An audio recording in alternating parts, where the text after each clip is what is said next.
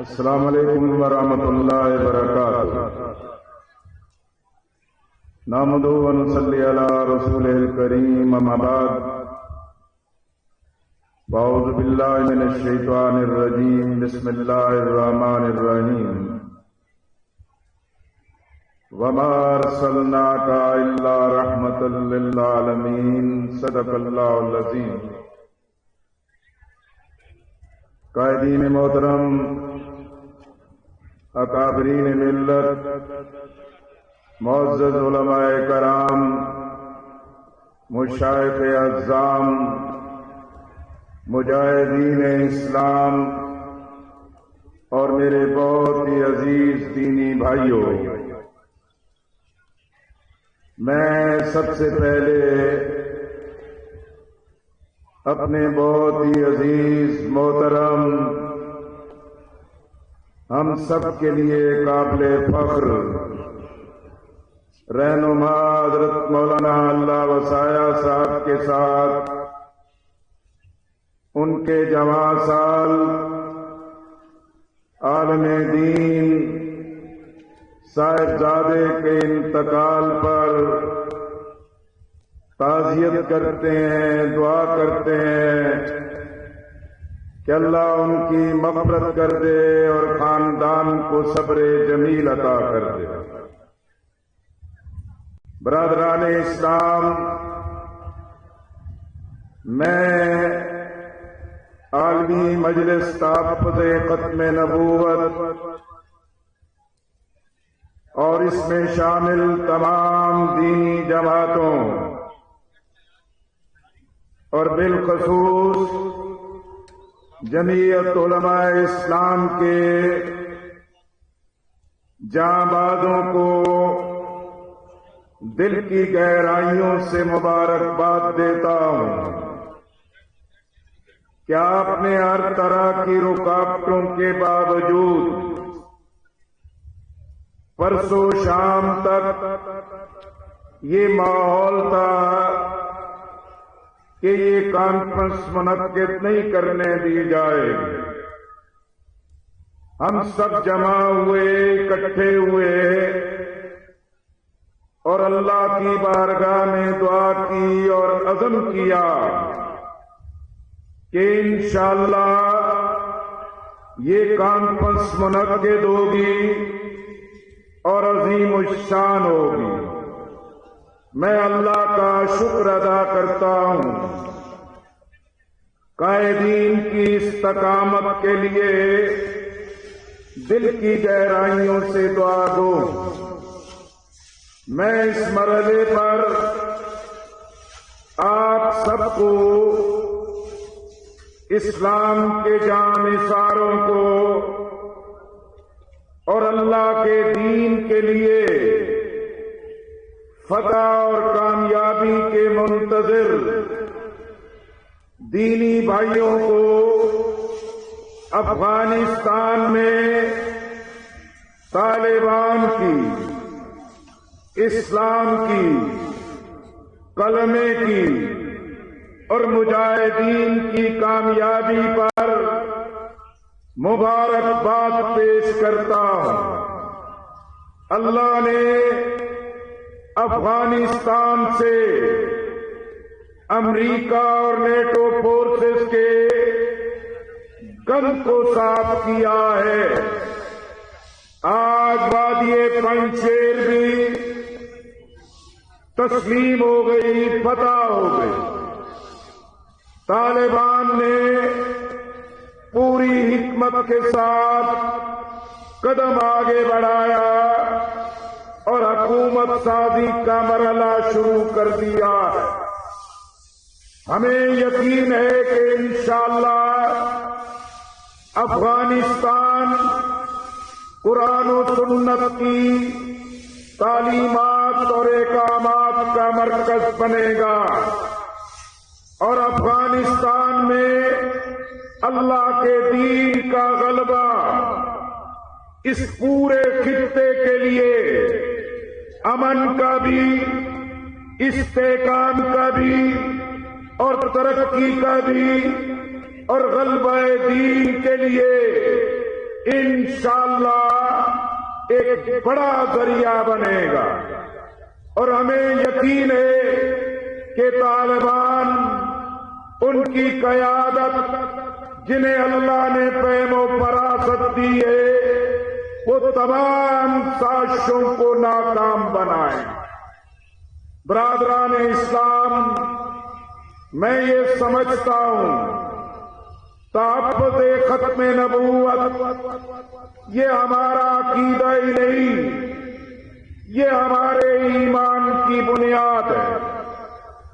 الحمدللہ اکابرین نے، علماء نے جیلیں کاٹی، موت کی صدائیں سنی، ہر طرح کے تشدد کو برداشت کیا، لیکن تحفظ ختم نبوت کے مسئلے پر کبھی بھی پسپائی نہیں دکھائی۔ اور آج ہم اللہ کا شکر ادا کرتے ہیں، عالمی مجلس تحفظ ختم نبوت ایک بڑا شاندار دینی فرض ادا کر رہی ہے۔ ذہن سازی کا، کردار سازی کا، عقیدے کی پختگی کا اور بنیادی مسائل کو عامت الناس کو آگاہ کرنے کے لیے ایک شاندار فریضہ انجام دے رہی ہے۔ ہم جانتے ہیں، ہمیں یقین ہے کہ پاکستان میں عدم استحکام کا کوئی بھی کھلواڑ ہو، پاکستان میں بدتہذیبی، بے حیائی، بے غیرتی، بے شرمی، پاکستان میں فساد اور دہشت گردی کے پیچھے یہ بدبخت قادیانیت کا فلسفہ ہے۔ یہ پاکستان کے اصلی دشمن ہے۔ ابھی جناب مولانا پیر طریقت ذوالفقار نقشبندی صاحب نے مرزے جھوٹے کے تمام جھوٹ بیان کیے ہیں۔ ہم بھی یک آواز ہو کے اعلان کرتے ہیں، جھوٹے مرزے پہ لعنت، جھوٹے مرزے پہ لعنت، جھوٹے مرزے پہ لعنت۔ میرے عزیزوں اور میرے بھائیوں، میں آخر میں یہ کہنا چاہتا ہوں کہ یہ جو آئین پہ عمل درآمد نہیں ہے، امتناع قادیانیت قانون پر عمل درآمد نہیں ہے، پارلیمنٹ سے منظور شدہ فیصلوں پہ عمل درآمد نہیں ہے۔ یورپی پارلیمنٹ اگر پاکستان پہ دباؤ بڑھاتی ہے، اگر IMF، ورلڈ بینک، دنیا کی سیکولر قوتیں قوانین کی تبدیلی کے لیے دباؤ بڑھاتی ہے، اس کے پیچھے قادیانی ذہن ہے، ان کی شیطنت ہے، ان کا جھوٹ اور فریب ہے۔ ہم آج مینار پاکستان پہ اس عظیم الشان کانفرنس میں تجدید عہد کرتے ہیں، عزم نو کرتے ہیں کہ انشاءاللہ ہم اور جھوٹ، فریب، قادیانیت کے ہر شیطانی کھیل کا مقابلہ کریں گے۔ معزز علماء کرام، قائدین محترم، آپ کی جوتیاں سیدھی کرنا ہمارے لیے باعث نجات ہے۔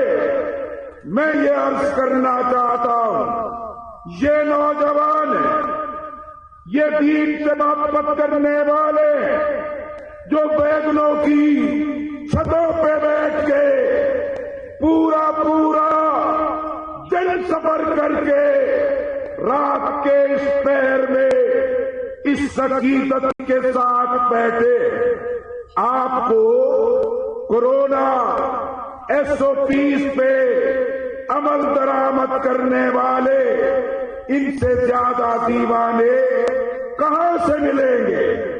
میں یہ کہنا چاہتا ہوں کہ مجھے معلوم ہے کہ دینی جماعتوں میں سیاست پہ انتخاب پہ اختلاف ہو سکتا ہے، لیکن آج قوم چاہتی ہے کہ ریاست مدینہ کی بات کرنے والے وقف اللہ ایکٹ کے ذریعے دینی تعلیم کو، مسجد کو، ممبروں محراب کو، مدارس کو بندش کرنا چاہتے ہیں۔ یہ ایسی قانون سازی لا رہے ہیں جس سے مسلم خاندان ٹوٹ پھوٹ جائے۔ یہ تعلیم کے نام پر سیکولرزم قوم پہ مسلط کر رہے ہیں۔ آج بدتہذیبی، بے حیائی، بے شرمی، رعونت، غرور ہمارے سماج کا چلن بنایا جا رہا ہے۔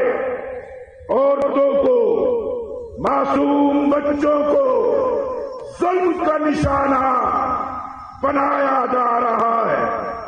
اسی طرح آج لوگ معیشت کے ہاتھوں، سود کے ہاتھوں، اس IMF، ورلڈ بینک کے ہاتھوں یہ مہنگائی، بے روزگاری سے لوگ تنگ ہیں۔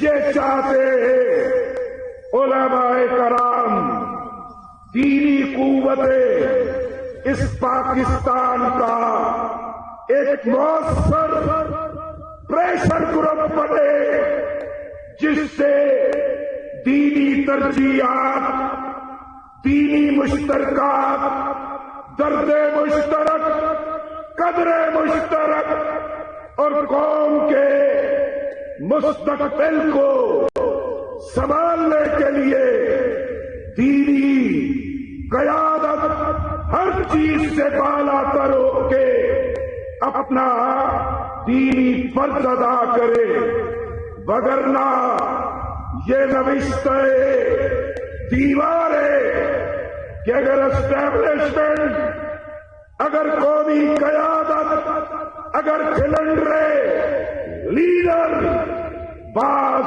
نہ آئے تو اس پاکستان سے بھی طالبان ماڈل اٹھے گا اور اس راستے کو پھر کوئی نہیں روک سکے گا۔ انشاءاللہ اللہ کی کبریائی بلند ہوگی، قرآن و سنت نافذ ہوگا اور عقیدہ ختم نبوت زندہ باد کا پرچم قیامت تک سلامت اور لہراتا رہے گا۔ وآخر دعوانا الحمدللہ رب العالمین۔